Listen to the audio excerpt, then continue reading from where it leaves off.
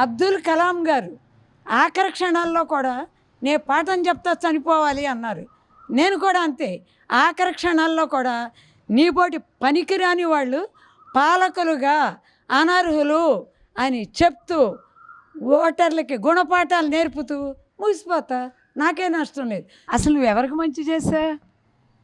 Pension ఇవ్వడం నువ్వు చేసిన మంచా? అంతకుముందు నుంచే ఉంది. వాళ్ళకి ఇచ్చింది ఎంత, నువ్వు దోచింది ఎంత, ఈ రాష్ట్రాన్ని నాశనం చేసింది ఎంత. నువ్వు రావాలి, నీ తప్పులకి సభాముఖంగా కాదు, అసలు నువ్వు చట్టసభల్లోకి మళ్ళీ అడుగు పెట్టాలి అనే కోరిక. మా రాష్ట్రం యొక్క పరిస్థితి నేను చేసిన మంచి చూసి మీరు తను చేసిన మంచిగా ఉందండి ప్రస్తుతానికి. నేను అయ్యో అయ్యో అయ్యో మేము మనకి ప్రత్యేక హోదా లేదా, అయ్యో మనకు పోలవరం పూర్తి రాలేదా, అయ్యో రైల్వే జోన్ లేదా ఆయన తను ఆ విధంగా చేయకోకుండా నన్ను మంచి చేస్తే అని అన్నారు. దీని వెరీ గుడ్, మంచి క్వశ్చన్ అమ్మా. అసలు నువ్వు ఎవరికి మంచి చేసా? పెన్షన్ ఇవ్వడం నువ్వు చేసిన మంచా? అంతకుముందు నుంచే ఉంది. వీళ్ళ పేరు మీదుగా నువ్వు 13.5 లక్షలు రిజర్వ్ బ్యాంకు నుంచి అధిక వడ్డీకి మొత్తం తాకట్లు పెట్టావు. అసలు నువ్వేం చేసావు మంచి? చెప్పు. వాళ్ళకే తెలియట్లా. నువ్వు మంచి చేస్తే 175 సీట్లు నీయేగా. ఎలక్షన్గా డైరెక్ట్గా ఇండైరెక్ట్గా 100 కోట్లు ఖర్చు అయింది. ఇవన్నీ అవేవి కాదే. మాకు ఆయనే కావాలి అని మూకమ్మడిగా వాళ్ళు ఓట్లేసేవారుగా. అంటే నువ్వు మంచి చేయలే. వాళ్ళకి ఇచ్చింది ఎంత, నువ్వు దోచింది ఎంత, ఈ రాష్ట్రాన్ని నాశనం చేసింది ఎంత. నువ్వు రావాలి, నీ తప్పులకి సభాముఖంగా కాదు, అసలు నువ్వు చట్టసభల్లోకి మళ్ళీ అడుగు పెట్టాలి అనే కోరిక నీ పులివెందుల్లో వాళ్ళకి ఉందేమో కానీ వ్యక్తిగతంగా నాకైతే ఏమాత్రం లేదు. అసలు నాకు ఒక అనుమానం కూడా ఉంది, నువ్వు చట్టసభల్లో అడుగుపెట్టే యోగ్యతను కూడా కోల్పోతావు అంతే. అయితే నేనేమి పందాలు కట్టడం, అది నీ లక్షణం, మావి కాదే. అందుకని నువ్వు పందెం కట్టుకో, పెట్టిన ఖర్చు రాబట్టుకోవడం, సంపాదించడం నీకు అలవాటు కదా. నీకు ఎన్నోసార్లు అడిగా, రాజధాని రైతులకి నువ్వు 2 ఏళ్ల నుంచి పెన్షన్ వాళ్ళకి ఇవ్వాల్సిన కవులు ఇవ్వలేదేంటి? నీకు పర్సంటేజ్ ఇచ్చే వాళ్ళకి, నీ సొంత బినామీలకి 14,000 కోట్లు ఆర్బీఐ దగ్గర అప్పు తెచ్చి నువ్వు ఎవరికి ఇచ్చా? నువ్వు ఎన్ని చెప్పకుండా ఎక్కడో దాక్కున్నావేంటి? అసలు ఎక్కడ దాక్కున్నావో ప్రపంచానికి అర్థం కాల. 5 గంటలు ప్రపంచం కంగారు పడలా, నీ గాడ్ ఫాదర్స్ కంగారు పడలా, కానీ నే కంగారు పడ్డా. వీళ్ళందరికీ సమాధానం చెప్పాలి. అయ్యో ఏమైపోయాడో పాపం, హెలికాప్టర్లు ఎక్కి వాళ్ళ కుటుంబంలో గతంలో కూడా చాలా భయంకరమైన సంఘటనలు జరిగినాయి. అయ్యో ఈయన ఏమైపోయాడా అని నేను చాలా ఆదుర్దాపడ్డా. మరి నాబోటి వాళ్ళకి ఇంత ఆదుర్దా నుంచి నేను బాగానే ఉన్నా, పలానా చోట ఉన్నా, పలానా పని మీద వెళ్ళా అని నువ్వు ప్రజలకు ఎందుకు చెప్పవు సమాధానం? నువ్వు చెప్పడానికి రా. నాకు చెప్పక్కర్లా, నాకు నువ్వేంటో తెలుసు కాబట్టి.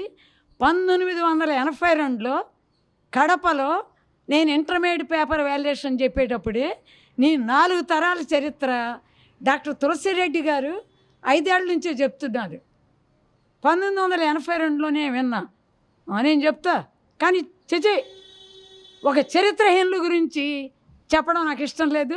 అసలు ఆ ప్రస్తావన తీసుకురాను. అంటే మేడం గారు, మీరు కడపలో మీరు చేశారండి అప్పుడు పేపర్ వాల్యుయేషన్ చేశారు. పేపర్ వాల్యుయేషన్ చేసినప్పుడు ఈయన ముత్తాత దగ్గర నుంచి అన్ని అక్రమమైన వ్యవహారాలు. మళ్ళీ ముత్తాతల దాకా ఎందుకు వెళ్ళావమ్మా? రేపటి గురించి కదా మీరు మాట్లాడాలి అంటావేమో. మన ఎప్పుడైతే మన హిస్టరీని మనం గుర్తుపెట్టుకుంటా, ఫ్యూచర్ కూడా. Very good, very good. ఇదే మాట చెప్తున్నా. ఈ రాష్ట్రం మొత్తం నువ్వు ఓడిపోతున్నావు. అరకులో ఎందుకు గెలవబోతున్నా అంటే గంజాయి పండించావానా? అక్కడ ఉన్న ట్రైబల్స్ నిన్నెందుకు నమ్మారు? కరెక్ట్ పాయింట్ చెప్తా విను. నీ ముత్తాత పిట్టలు కొట్టుకుంటా బతికాడు అడవిలో. అంటే నీ మూలాలు ఏంటి? ట్రైబల్ మూలాలు. అయితే అంత స్వచ్ఛమైన వాళ్ళని నీకు నేను ఆపాదించను. రెనాన్ అనే సోషల్ సైంటిస్టు చెప్పాడు, రియల్ ట్రైబల్స్ వాళ్ళ క్యారెక్టరిస్టిక్స్ని ఏనాడు కోల్పోరు అన్నావు. అసలు నీ క్యారెక్టరే లేదు, క్యారెక్టరిస్టిక్సే లేవు. నువ్వు ఏ ఎండకా గొడుగు పడతావు, అందితే జుట్టు అందకపోతే కాళ్ళు, ఇక్కడ మెడలు వంచుతానన్నావు, నువ్వు సాష్టాంగ పడ్డావు ఢిల్లీలో. ఇవన్నీ అబద్ధాలా? అసలు నీ ముత్తాత గురించి చెప్పా. అక్కడే మళ్ళీ చెప్తున్నా, నా తాత స్వతంత్ర సమరయోధుడిగా బళ్ళారి జైల్లో 1942లో ఉన్నప్పుడు నీ ముత్తాత పిట్టలను కొట్టుకొని బతికాడు, బ్రిటిష్ వారికి మాంసాలు జారేశాడు. ఇది నీ స్థితి. ఏంటి ఇప్పుడు మా పెన్షన్ల మీద బతుకుతున్నావు? ఏంటి నువ్వు చెప్పేది మాకు? అయిపోయింది కదా.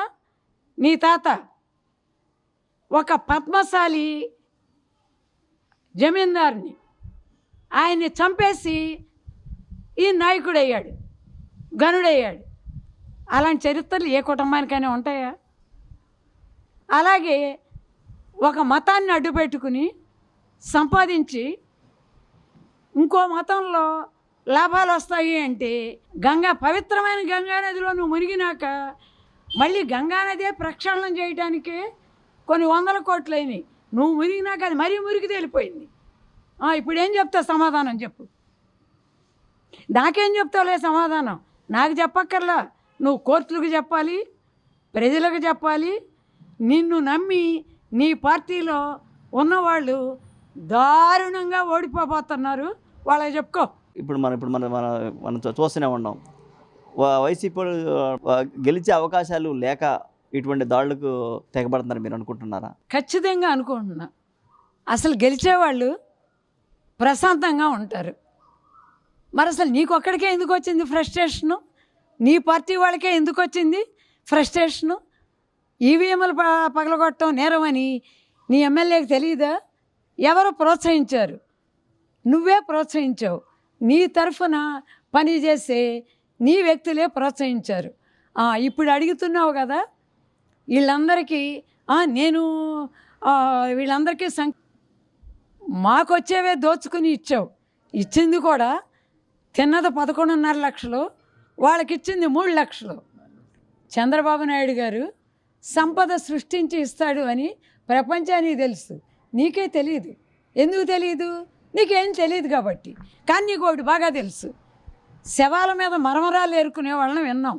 నువ్వు ఆఖరి నిమిషంలో కూడా ఈవీఎంలు పగలగొట్టైనా బతికేద్దామని నువ్వు చూస్తున్నావు.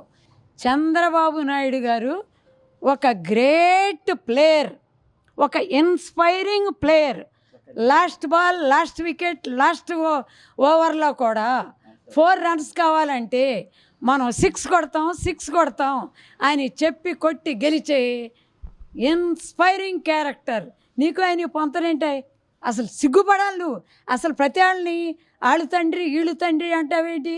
నీకు అసలు 52 ఏళ్ళు ఉన్నాయి, 73 ఏళ్ళు అయినా అసలు నీ తండ్రి ఎలా అవుతాడు? ప్రతి వాళ్ళని తండ్రి అంటావేంటి? ఇంకోటి, వివేకానంద రెడ్డి హత్యలో ముద్దాయిగా గుర్తించబడిన అతన్ని పిల్లోడు అన్నావు. పిల్లోళ్ళకి ఎంపీగా పోటీ చేసే హక్కు ఉంటుందా? ఎంపీగా పోటీ చేయాలంటే ఎంత వయసు ఉండాలి? అంటే నువ్వు ఒకందుకు చెప్పావు పిల్లోడు అని. అంటే నీ కుటుంబం మీద వచ్చిన నిందలను, నిజాల్లో అవన్నీ నాకు అనవసరం. వాటన్నిటికీ తప్పించుకోవడానికి చిన్ని పిల్లోడు, అమాయకుడు, సౌమ్యుడు అన్నావు.